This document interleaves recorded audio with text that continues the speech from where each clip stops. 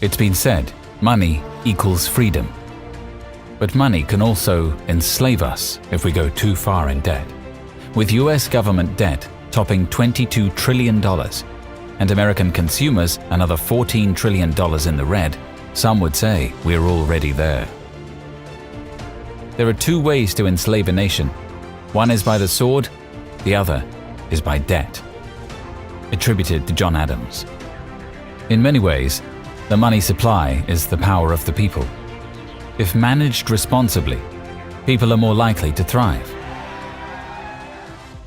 But the monetary system has flaws that let bankers manipulate markets to maximize profits and allow politicians to spend recklessly and saddle future generations with staggering debt. Unless these problems are fixed, the entire system is in danger of collapse.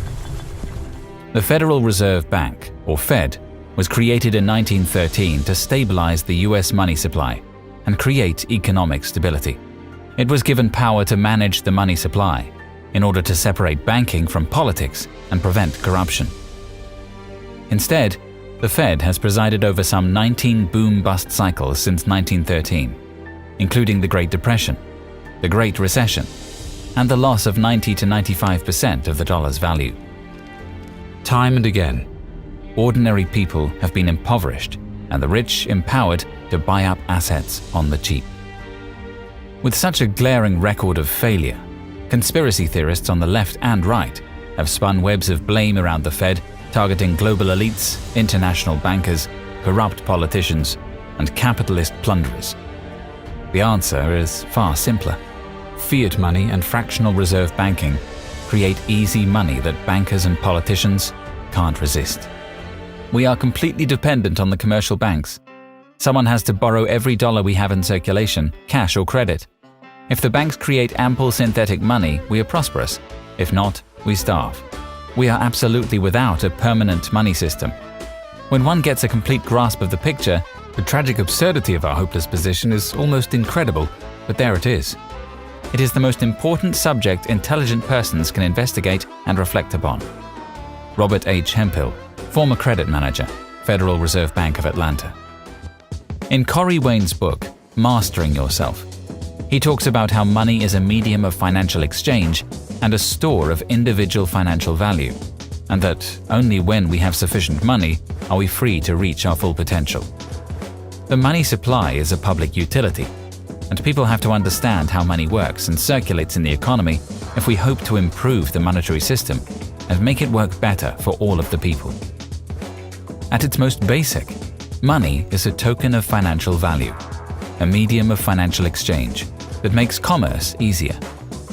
Three basic types of money are used in current global banking systems. Commodity-backed money is paper money backed by something of value, like gold or silver, that stabilizes its relative value.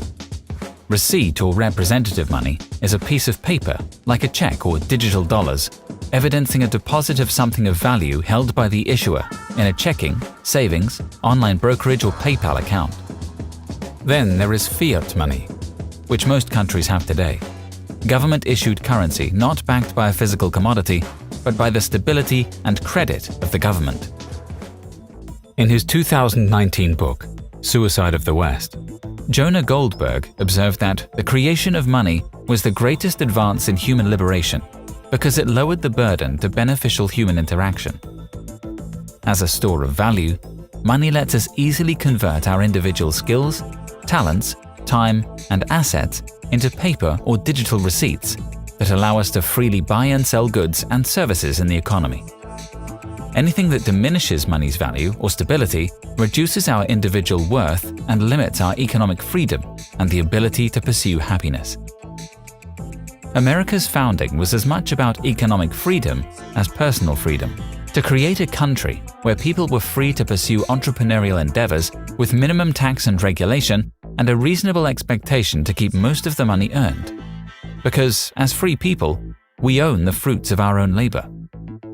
Unfortunately, the current system undercuts that ideal by concentrating private control of the global financial, economic, and monetary systems and elevating government interests above the people. The resulting inequities betray free market capitalism and fuel arguments for socialism. I'm afraid the ordinary citizen will not like to be told that the banks can and do create money, and they who control the credit of the nation direct the policy of governments, and hold in the hollow of their hand the destiny of the people. Reginald McKenna, Chairman of the Midland Bank. The simple fact is that the Federal Reserve Bank acts like a money factory, creating new money out of US government debt that it buys with fiat money that's literally borrowed into existence by the US government. Here's how it works. When the federal government needs money to meet its spending needs, it prints government bonds and gives them to the Fed. The bonds are the federal government's written promise to repay what it borrows with interest.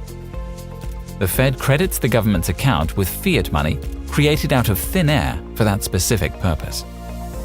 The government then issues checks to pay its expenses, such as wages to government workers or vendors, defense spending or Social Security, Medicare, and welfare benefits. The recipients of those government checks then deposit them into commercial banks, and these deposits help create additional bank credit for the nation's businesses and individuals through the mechanism of fractional reserve banking. It's important to understand fractional reserve banking because it's another way money is created. In fact, it allows the banking system to take $1 and turn it into $10. Here's how it works. Remember that money deposited into the banks by the recipients of those government checks. Let's say that totaled $100,000. The banks are legally required to hold only 10% of the deposited money as reserves. Even though the bank account balance is $100,000, the bank can loan out 90% of that at interest to earn a profit for the bank. This ratio applies to all bank deposits. So, if the bank loans Mike $90,000 to buy an office building, once that $90,000 is deposited into the seller's bank, their account balance is $90,000. Did you see how money was just created? On the banking system books, there is now $190,000. Not just $100,000, $190,000. Now the seller's bank can loan out 90% of the $90,000, or $81,000, to other borrowers. Let's stop and understand this. Adding it together, there's now $271,000 on the books. This process of fractional banking continues on and on, as 90% of deposited monies continue to be loaned out by the banking system and deposited in other banks, multiplying the total amount of money created in the economy as a result of the first loan from $100,000 to as much as $1 million. That's $900,000 of new money created out of thin air. Where did we get that number? It's determined by a financial ratio called the money multiplier, which is total bank deposits divided by 0.1, the inverse of the 10% reserve ratio. This equation estimates that the banking system can collectively generate up to 10 times the total amount of depositor monies held in reserve. The end result is that when the Fed adds $1 of new fiat money to the money supply to monetize government debt, the banking system creates $9 new in the monetary system.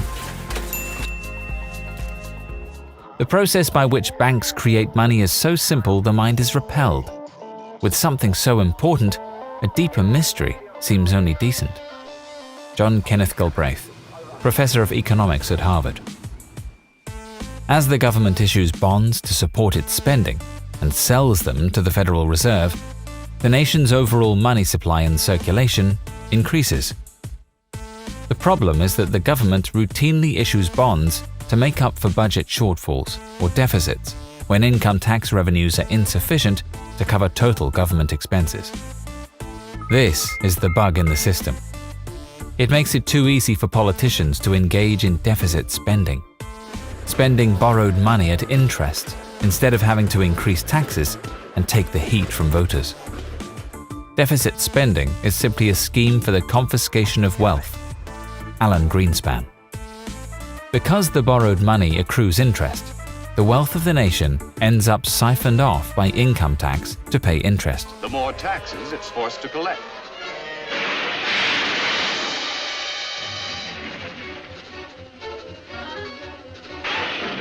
None of us can escape. Big business. Small business.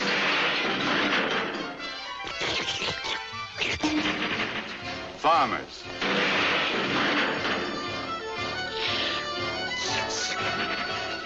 Workers.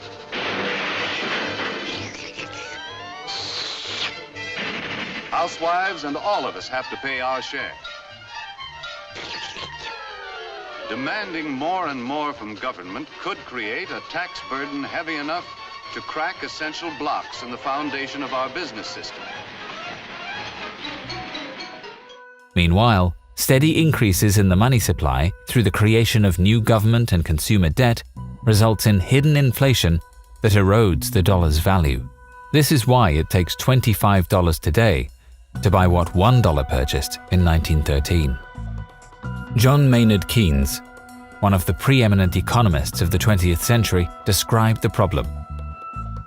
By a continuing process of inflation, governments can confiscate, secretly and unobserved, an important part of the wealth of their citizens. By this method, they not only confiscate, but they confiscate arbitrarily, and while the process impoverishes many, it actually enriches some. The sight of this arbitrary rearrangement of riches strikes not only at security, but at confidence in the equity of the existing distribution of wealth. Those to whom the system brings windfalls, beyond their deserts and even beyond their expectations or desires, become profiteers, who are the object of the hatred of the bourgeoisie, whom the inflationism has impoverished, not less than of the proletariat. As the inflation proceeds and the real value of the currency fluctuates wildly from month to month, all permanent relations between debtors and creditors, which form the ultimate foundation of capitalism, become so utterly disordered as to be almost meaningless, and the process of wealth-getting degenerates into a gamble and a lottery. John Maynard Keynes. You can learn more by reading Corey Wayne's book, Mastering Yourself, for free on his website, understandingrelationships.com, by subscribing to the newsletter.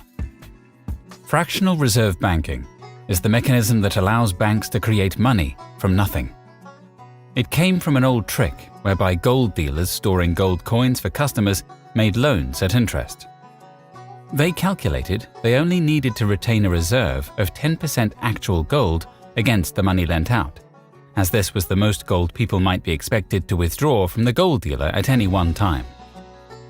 In the early 1700s, a Scottish goldsmith named John Law first applied